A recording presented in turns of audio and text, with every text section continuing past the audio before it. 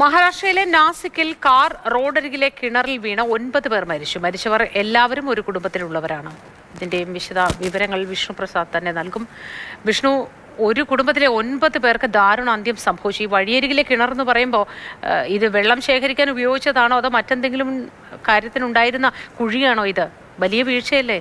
മോത്തി, തീർച്ചയായും അത് കിണർ തന്നെയാണ്. കുടിവെള്ളമായി ഉൾപ്പെടെ ആളുകൾ ഉപയോഗിച്ചു കൊണ്ടിരുന്നിരുന്ന കിണർ തന്നെയാണ്. പക്ഷേ രാത്രി 11 മണിയോട് കൂടിയാണ് ഈ അപകടം ഉണ്ടാകുന്നത്. ഒരു സ്വകാര്യ ചടങ്ങിൽ പങ്കെടുത്ത് മടങ്ങുന്ന കുടുംബമാണ് ഈ അപകടത്തിൽപ്പെട്ടിട്ടുള്ളത്.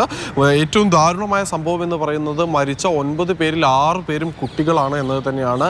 ഒരു കുടുംബത്തിലെ 6 കുട്ടികൾ ഉൾപ്പെടെ 9 പേരുടെ മരണമാണ് ഈ ഒരു അപകടത്തിലൂടെ ഉണ്ടായത്. അതായത് കാർ രാത്രി വരുന്ന വഴിക്ക് പെട്ടെന്ന് വെളിച്ചം ഇല്ലാത്തൊരു ഭാഗത്ത് വെച്ച് വാഹനത്തിൻ്റെ നിയന്ത്രണം നഷ്ടപ്പെടുകയായിരുന്നു, അതിൻ്റെ ദിശ തെറ്റുകയായിരുന്നു എന്നാണ് പ്രാഥമിക സൂചനകളിൽ നിന്ന് മനസ്സിലാക്കാൻ സാധിക്കുന്നത്. കാർ നേരെ നിയന്ത്രണം വിട്ട് മാരുതിയുടെ XL6 എന്ന് പറയുന്ന കൂടുതൽ ആളുകൾക്ക് ഇരിക്കാൻ പറ്റുന്ന ഒരു വാഹനമായിരുന്നു. അത് നിയന്ത്രണം വിട്ട് നേരെ ഈ പറയുന്ന പോലെ കിണറിലേക്ക് പതിക്കുകയായിരുന്നു. കിണറിൽ ആവശ്യത്തിലധികം വെള്ളം ഉണ്ടായിരുന്നതിനാൽ തന്നെ കാർ മുഴുവനായി വെള്ളത്തിൽ മുങ്ങിപ്പോവുകയും ചെയ്തിരുന്നു.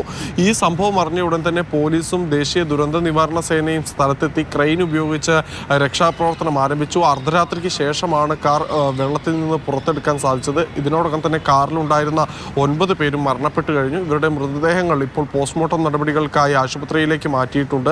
എന്തായാലും ഈ സംഭവത്തിൽ പോലീസ് അന്വേഷണം പ്രഖ്യാപിച്ചിട്ടുണ്ട്. ഏതെങ്കിലും തരത്തിൽ റോഡിൻ്റെ അപാകതയോ അല്ലെങ്കിൽ ഏതെങ്കിലും തരത്തിലുള്ള അപകടത്തിലേക്ക് നയിച്ച കാരണങ്ങളോ ഉണ്ടോ എന്ന് കണ്ടെത്തുന്നതിന് വേണ്ടിയാണ് ഇപ്പോൾ പരിശോധന ആരംഭിച്ചിരിക്കുന്നത്. മോത്തി, ശരി, വിഷ്ണു പ്രസാദാണ് വിശദ വിവരങ്ങൾ പങ്കുവച്ചത്.